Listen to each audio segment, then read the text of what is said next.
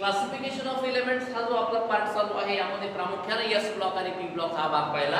आजच्या सेक्शन मध्ये आपल्याला डी ब्लॉक एलिमेंट्स हे काय असतात याच्याविषयी माहिती पाहिजे. डी ब्लॉक एलिमेंट्स व्यवस्थित मी पूर्ण पॉइंट लिहून दाखवतो. याच्यामुळे the elements in which last electron present in d orbital of an atom are known as d block elements. The elements in which the last electron present in d orbital of an atom are known as the d block elements. ज्या मूलद्रव्याचा शेवटचा electron हा d orbital मध्ये असतो अशांना d block elements असं म्हणायचं. ठीक आहे. मग पिरियॉडिक टेबल मध्ये काय झालं की हा एक ग्राफ मध्ये दाखवूया. हा s ब्लॉक झाला, हा पी ब्लॉक झाला. पेरियोडिक टेबलचा एक्स्ट्रीम लेफ्ट साइडला एस आहे, एक्स्ट्रीम राइट साइडला पी आहे. आणि आता सोबतच दाखवून देतो परत पेरियोडिक टेबल काढण्याच्या ऐवजी की तुम्ही पाहिलेले आहे अशी दोन ओळी खाली आहेत. तर आता एक पोझिशन लक्षात घ्या, हा डी इथे आणि एफ इथे, म्हणजे परत एफ ला सांगायची गरज नाही. डी ऑर्बिटल हा एस आणि पी च्या मध्ये आहे आणि एफ ऑर्बिटल हा खाली ठेवलेला आहे. Position in the periodic table मध्ये लक्षात ठेवायचा. इथे मेटल्स आहेत ना जे पॉझिटिव्ह चार्ज दाखवतात. आणि तुम्हाला ॲल्युमिनियम पासून इथं मेटल आहेत, नॉन मेटल आहेत, मेटॅलॉइड आहे आणि इनर्ट गॅस आहे. म्हणजे डी ब्लॉक कुठे माहिती आहे का? लक्षात आलं मी का दाखवलं असं. मेटल आणि मेटलच्या म्हणजे त्याच्या डाव्या हातालाही मेटल, त्याच्या उजव्या हातालाही मेटल आहे. आणि म्हणून तुम्ही पुस्तकामध्ये 9वी 10वी ला ज्या वेळेला पाहिलं तेव्हा एक शब्द आला होता ट्रान्झिशन. ट्रान्झिशन म्हणजे संक्रमण. ट्रान्झिशन एलिमेंट संक्रामक मूलद्रव्य. तर संक्रामक मूलद्रव्य म्हणजे काय होतं? आपण 14 जानेवारीला एक सण साजरा करतो, त्याचं नाव आहे संक्रांत. संक्रांत या शब्दाचा अर्थ काय होतो? आपल्या जिओलॉजी म्हणजे भूगर्भशास्त्रानुसार आपण जर विचार केला तर ॲस्ट्रॉनॉमिकल आपला जर ॲस्पेक्ट पाहिला म्हणजे आपण अवकाशाचा जर अभ्यास केला तर त्यामध्ये वेगवेगळे ग्रह आहेत. मग तो सूर्य असेल, चंद्र असेल, पृथ्वी असे वेगवेगळे ग्रह आहेत आणि त्याच्यानुसार राशी पण आहेत. तर 14 जानेवारीच्या आसपास काय होतं की सूर्य जो आहे हा एका राशीमधून दुसऱ्या राशीमध्ये जातो. एका राशीमधून दुसऱ्या राशीमध्ये जातो, त्याला संक्रमण असं म्हणायचं. बरं, आता कोरोनाचा आजार आला. कोरोनाचा आजार आल्याच्या नंतर काय म्हणलं? हा आता थर्ड स्टेजला आला. हा आता कम्युनिटी डिसीज झाला. आता याचं संक्रमण व्हायला लागलं. संक्रमण म्हणजे काय? संक्रमण म्हणजे एका व्यक्तीपासून मास्क लावतो आपण तर नाक आणि तोंड हे दोनच अवयव असे आहेत की याच्यातून हा व्हायरस जो आहे आतमध्ये जातो. मग ते ओपन असेल आणि आपण 1-1.5 फुटाच्या अंतरावर समोरासमोर असतील तर या व्यक्तीमध्ये असणारे व्हायरस त्याच्यामध्ये जाऊ शकतात. मग आपण काय म्हणतो? संक्रमित, संक्रमण झालेले. आणि अशा पद्धतीनं संक्रमण जे आहे सूर्याचं एका राशीमधून दुसऱ्या राशीमध्ये संक्रमण होतं आणि मग त्याला आपण संक्रांत असं म्हणतो. तसं मेटल मधून मेटलकडे हे संक्रमण व्हायलंय आणि म्हणून याला हे या दोघांच्या मध्ये ठेवलेले कधी कधी त्याला ब्रिज देखील म्हणतात. बघा, दोघांना जोडणारा जो पूल असतो त्याला ब्रिज म्हणतात आणि म्हणून याला संक्रामक मूलद्रव्य असं देखील म्हणलं जातात. हा भाग लक्षात घ्या.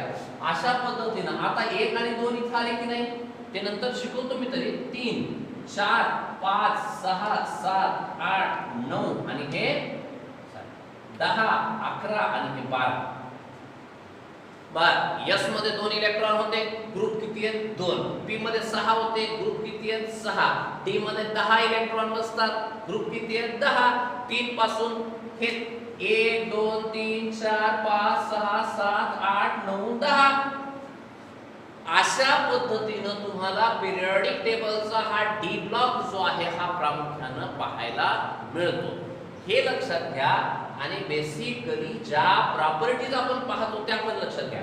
डी ब्लॉक इलेमेंट मध्ये एवढे 10 ग्रुप आहेत आणि अशा पद्धतीने तुम्हाला पिरियडिक टेबल मध्ये पोझिशन लागेल. ठीक आहे. मग आता काय करूया आपण, जसे उदाहरण पाहिले तसे थोडे नावं नवीन आहेत, पण तरीही मी नावं जे आहे हे मी देतोय. हा नावं म्हणण्यापेक्षा सिम्पल देतोय, एक सिरीज देतो.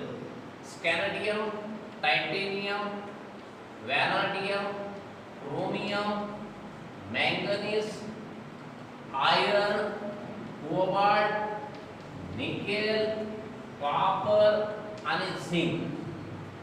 आता हे थोडं तुम्हाला नवीन वाटेल नाव, पण मी त्याला एकदा उच्चार करतो. Scandium, titanium, vanadium, chromium, manganese, iron, cobalt, nickel, copper, zinc ही एकच सिरीज दिली.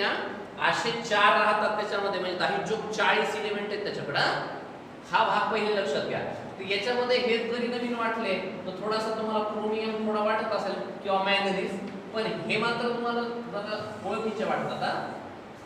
हे वाचताना पण बघा फे, को, नी, हे पुढचे 5 लक्षात ठेवायला फार सोपे आहेत. फे, को, नी आणि कॉपर आणि झिंक तर आपल्याला माहित असेल. कॉपर म्हणजे तांब आणि फेकोनीचं वैशिष्ट्य काय माहितीये का?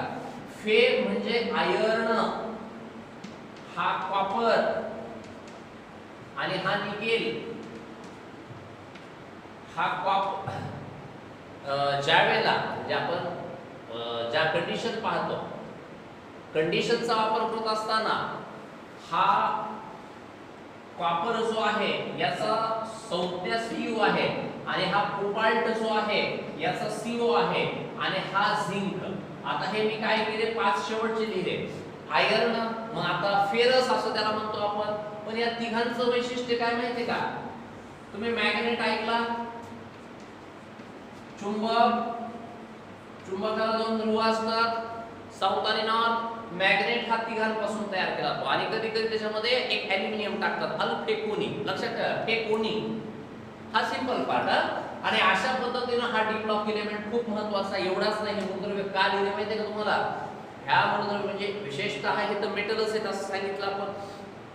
मेटल मध्ये अतिशय चांगले मेटल असतात. हे म्हणजे आता अतिशय चांगले म्हणजे कसं की सोडियम आहे. आता सोडियमला ब्लेडच्या सहाय्याने कट करतायत, तसे हे स्ट्रॉंग मेटल आहेत. आणि हे स्ट्रॉंग मेटल म्हणजे डी ब्लॉक मधल्या एलिमेंटचा वापर हा क्वाइनेज मेटल देखील म्हणतात त्याला. क्वाइनेज म्हणजे यापैकी काही मेटलचा वापर करून आपण अलॉयज तयार करता येतात. ALLOY अलॉय ऐकलं का? अलॉयचं नाव आहे मिश्र धातू, मिश्र के.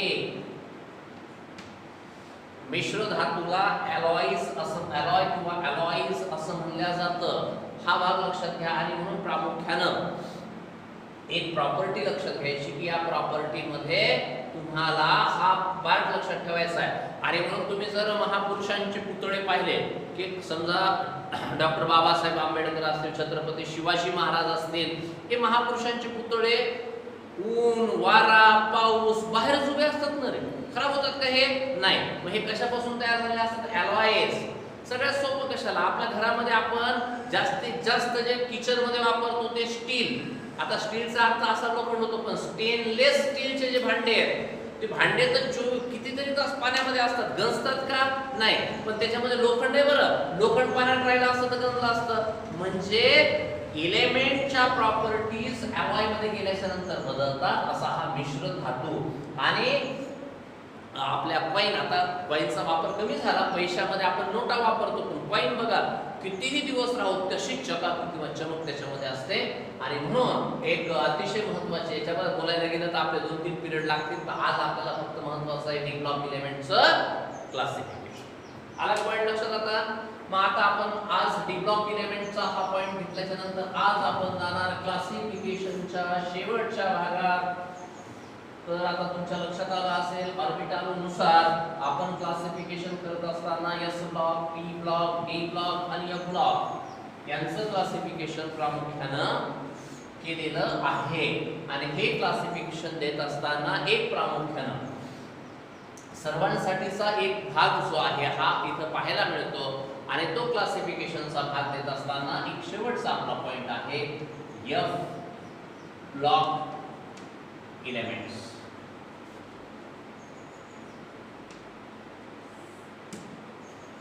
या ब्लॉक एलिमेंटचा आपण जर विचार केला तर मी प्रत्येक व्याख्या व्यवस्थित आणि हळूहळू आणि पूर्ण स्पेलिंग सहित लिहून देतो.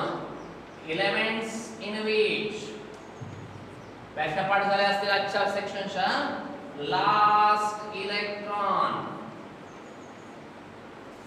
Present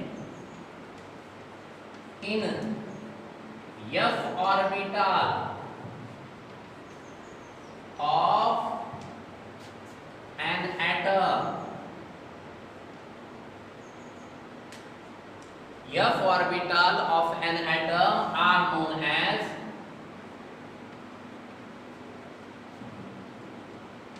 F block elements. समजलं? व्याख्या एकदा व्यवस्थित पाठ करून घ्यायची. The elements in which the last electron present in F orbital of atom are known as F block elements. आता थोड्या वेळापूर्वी आपण जागा पाहिली पेरियोडिक टेबल मधली. पेरियोडिक टेबल मध्ये त्यांना कुठे जागा दिलेली आहे, खाली जागा दिलेली आहे आणि तिथं F ब्लॉक मध्ये F ची कॅपॅसिटी जी आहे ना ही 14 ची असल्या कारणानं मग आता F मध्ये 1 पासून ते असे डॅश डॅश डॅश 14 पर्यंत म्हणजेच त्याला 14 पार्ट लागतात म्हणून तिथं जागा पुरत नव्हती म्हणून त्याला खाली ठेवण्यात आलं. आता प्रामुख्याने काय झालं माहितीये का की या ब्लॉकच्या एलिमेंटच्या बाबतीमध्ये मी जास्त काही देत नाही, फक्त एक उच्चार एक लॅन्थॅनम, सेरियम, प्रॅसोडायमियम, निओडायमियम, प्रोमेथियम, सॅमॅरियम, युरोपियम, गॅडोलिनियम, ल्युटेशियम, एटरबियम हे जे नाव आहेत हे तुमच्यासाठी नवीन आहेत म्हणून इथं लिहून या नावांच्या बाबतीमध्ये तुम्हाला मी जास्त डिस्कस करत नाही. या ब्लॉक एलिमेंट आपला टॉपिक आहे त्यावेळेला आपण तो पाहूया. तर आता एक साधारणपणे तुम्हाला एक सर्वसाधारण हा भाग दाखवल्याच्या नंतर परत एकदा वाटल्यास एका सेक्शनचा वापर हा असा सोप्या पद्धतीने दाखवतो. पेरियोडिक टेबल हा मला एक्स्ट्रा थोडासा शिकवायचा आहे पण सध्या मी काय हे ब्लॉक्स आपण म्हणतो की नाही अपार्टमेंट मध्ये हा आमचा ब्लॉक आहे तो तुमचा ब्लॉक आहे असं ब्लॉक म्हणतो तसा हा ब्लॉक पेरियोडिक टेबलचे किती ब्लॉक झाले 4 पैकी डाव्या हाताला कोणाला जागा दिली यस वाल्याला. यस वाले म्हणजे यस ब्लॉक एलिमेंट, उजव्या हाताला पी ब्लॉक एलिमेंट, मध्ये डी ब्लॉक आणि बॉटमला एफ ब्लॉक.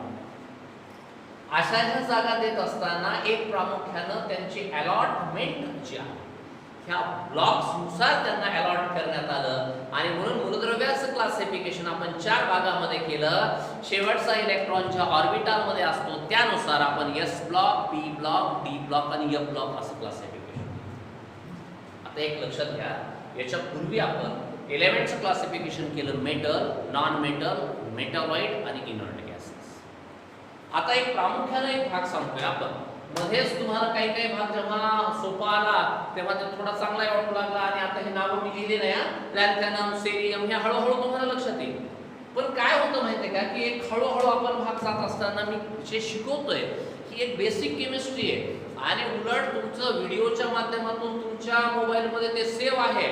तुम्ही एकदा नाही दोनदा तीनदा तो भाग पहा. एक खूप महत्त्वाचा सेक्शन आहे हा सेक्शन बेसिकली वर्गामध्ये एकदा शिकून होईल पण तुम्हाला व्हिडिओच्या माध्यमातून तो अनेकदा पाहता येईल आणि अशा पद्धतीने तुम्हाला तो भाग पाहायचा. तर यानुसार आपण आज क्लासिफिकेशन ऑफ एलिमेंट्स जो आहे हा भाग म्हणजे आणखी काय सांगतोय मी मागच्या सेशन मध्ये थर्ड रो एलिमेंट शिकवत असताना आपण oxidation, reduction, oxidizing agent, reducing agent, electronic configuration पाहता पाहता पेरियोडिक टेबल पण आपण छोटा पाहिला. म्हणजे याला काय म्हणायचं माहिती आहे का की तुम्हाला 11वी 12वी सायन्सचा केमिस्ट्री हा विषय जो आहे हा सर्वानुमते आपण तयार करत असताना ही कंडिशन कशी आणि हे कसा सोपा जावा तर आपण बेसिक रिक्वायरमेंट जी आहे ही कंप्लीट करत आहोत. पुढच्या सेक्शन मध्ये आपण उर्वरित